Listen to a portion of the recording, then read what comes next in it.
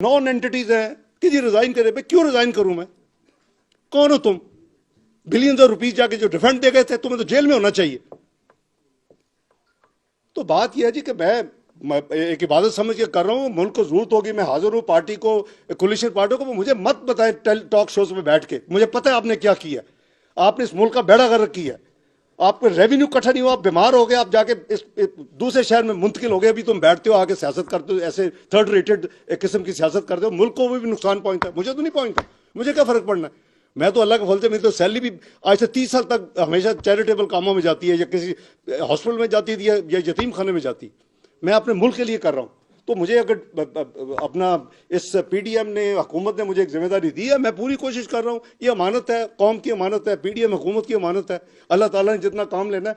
लेकिन इस तरह के थर्ड रेटेड बैठ के बातें मत करें जो मुल्क को नुकसान होगा। जी कोई पॉलिसी नहीं है, कोई रोड मैप नहीं है, मुल्क डूब रहा है, इससे डिफॉल्ट हो चुका है, डिफॉल्ट हो जाना है। ये मैं समझता हूँ कि कौम के साथ और मुल्क के साथ ज्यादती है जी। ये जो बात है जी कि डिफॉल्ट डिफॉल्ट डिफॉल्ट, ये हम बंद कर दें।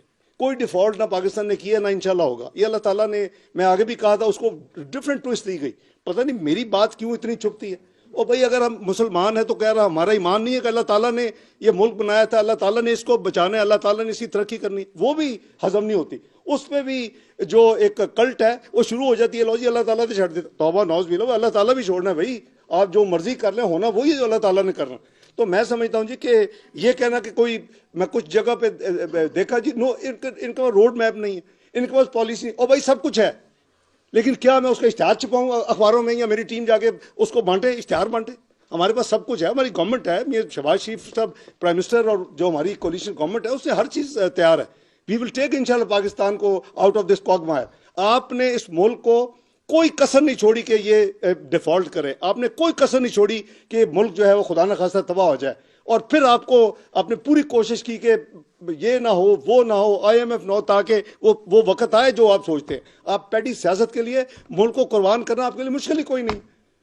तो हम तो अल्लाह माफ़ करे कभी सोच भी नहीं सकते। हर चीज़ अपने मुल्क में कुर्बान है, और जान भी कुर्बान है। और मैं समझता हूँ कि ये जो साथी कहते हैं बैठ के उसमें टेलीविज़न पे रोड मैप भी है, पॉलिसी भी है, लेकिन ये पब्लिक, ये अखबार में इश्तिहार नहीं दिया जा सकता। और उसकी आपको ये क्या, ये रोड मैप पॉलिसी नहीं है कि अभी तक डिफॉल्ट नहीं हुआ? हर बंदे ने कह दिया कि डिफॉल्ट होगा, तो कैसे बच गया भाई? कुछ कर रहे हैं ना, मैनेज कर रही है पूरी टीम, मैनेज कर रही है, मिलकर कर रहे हैं, बचा रहे हैं अल्लाह के फल से। कोई एक, आप मुझे एक पेमेंट दिखा दें कि जो ग्लोबल, मल्टीलैटरल या बायोलैटरल ड्यू हो तो हमने पे ना की हो। हर पेमेंट की है, हर लायबिलिटी पे कर रहे हैं। तो आपने पेट पे पत्थर बांधा हुआ है। अपनी एलसीज जो गैर जरूरी है उसको नहीं, स्टेट बैंक उसको प्रायोरिटी में सबसे नीचे रखा हो तो ठीक रखा हुआ है भाई। अगर देखें हमारा जो ये मसला है, हम जो एक्सटर्नल अकाउंट जो है ना, वो मैं जैसे कहा था कि एक हमारा बजट डेफिसिट है, वो मैनेजेबल है, वो ठीक है, क्योंकि वो आपकी अपनी करेंसी है। जो हमारा एक्सटर्नल है, हमें उतना खर्च करना चाहिए जितना हमारे रिसोर्सेज हैं, इसको हमें मैनेज करना पड़ेगा, वरना हम ब्लैकमेल होंगे।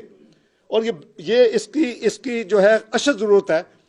और काश के 5 साल पहले मेरी बात सुन ली जाती इस मुल्क में, और मैं जो कहता था कि उतना हम खर्च करें जितना हम अफोर्ड कर सकते हैं, तो आज पाकिस्तान यहां नहीं खड़ा होता। मैं किसी से डिबेट करने के लिए तैयार हूं, मेरे साथ आ जाए जो जिन्होंने मेरी बात नहीं मानी।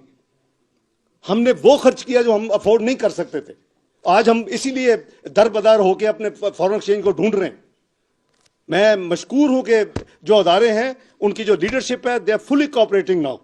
दे बिलीव के पाकिस्तान को हमने सेल्फ रिलायंट बनाना है। दे बिलीव कि हमने वही खर्च करना जो हम अफोर्ड कर सकते हैं। मैं उनको कॉम्प्लीमेंट करता हूं।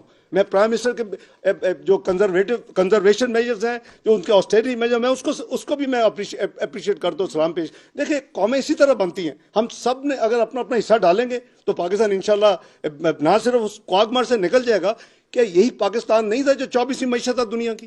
क्या कैसे ये 47वीं मईशत बन गया एक कलील 4 साल के अरसे में? क्यों? उसकी वजूहात हैं, और उसको हमने अपना इंट्रोस्पेक्शन करना है, अपना हमने उसको तजिया करना है। और फिर हमें चाहिए कि हम आइंदा के लिए अपने आप को ठीक रास्ते पे लगा दें बहसियत कौम। ये हुकूमत आनी जानी है। ये आज हम हैं, कल कोई और था, कल कोई और होगा। इसमें कोई ऐसी किसी की परपेचुअल कोई नहीं है, ये कोई मोनार्की नहीं है। लेकिन ये जरूर होना चाहिए कि जो मर्जी आए, मैं कोई आवाज में तो नहीं ये कहता था कि चार्टर ऑफ इकोनॉमी होनी चाहिए। अगर हुई होती, मेरी बात मानते 2013 में, 14 में, 15 में, 16 में, 17 में, तो कम से कम आवाम आपको पकड़ती कि आपने ये साइन किया था, आप क्यों इसको कर रहे हैं, डिरेल कर रहे हैं, ये इसको फ्लाउट कर रहे हैं। नहीं किया। अब इनको याद आ जाती है चार्टर ऑफ इकोनॉमी की। उस वक्त किसी को कान पे जूं जूं जूं तक नहीं रेंगती थी। तो बात यह जी कि ये वो